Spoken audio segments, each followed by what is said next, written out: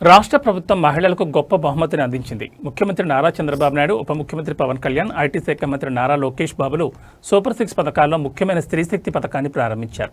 ఈ పథకం ద్వారా మహిళలకు ఆర్టీసీ బస్సుల్లో ఉచిత ప్రయాణ సౌకర్యం కల్పించడం చాలా సంతోషంగా ఉందని చంద్రగిరి నియోజకవర్గం మరియు పాకాల మండల మహిళలు పేర్కొన్నారు. చంద్రగిరి నియోజకవర్గంలో జరిగిన స్త్రీ శక్తి పథకం ప్రారంభోత్సవ కార్యక్రమాన్ని ఎమ్మెల్యే పులవర్తి నాని ఘనంగా ప్రారంభించారని అన్నారు.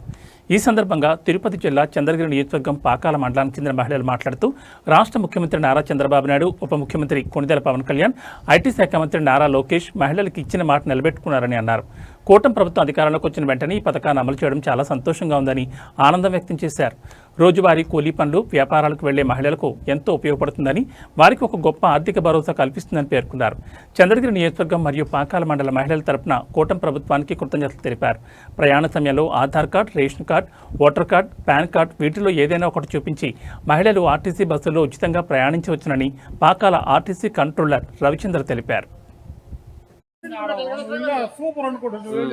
నా పేరు గీతాంజలి. నేను పాకాల నుంచి చిత్తూరుకి ఈరోజు జర్నీ చేస్తున్నాను. చంద్రబాబు సార్ గారు ఫ్రీ టికెట్ ఇచ్చిందని మేము చాలా సంతోషంగా అంతేనా. చంద్రబాబు సారు మాకు ఫ్రీగా బస్సు వదిలిన దానికి మేము లేడీస్ అందరూ చాలా హ్యాపీగా జర్నీ చేయగలుగుతాము.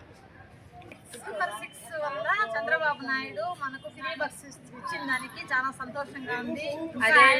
అదే విధంగా ఆయనే మళ్ళీ మాకు రావాలి, మళ్ళీ గెలవాలి అని మళ్ళీ మాకు మేము సంతోషంగా మేము కోరుకుంటున్నాము. చంద్రబాబు నాయుడుకు ధన్యవాదాలు.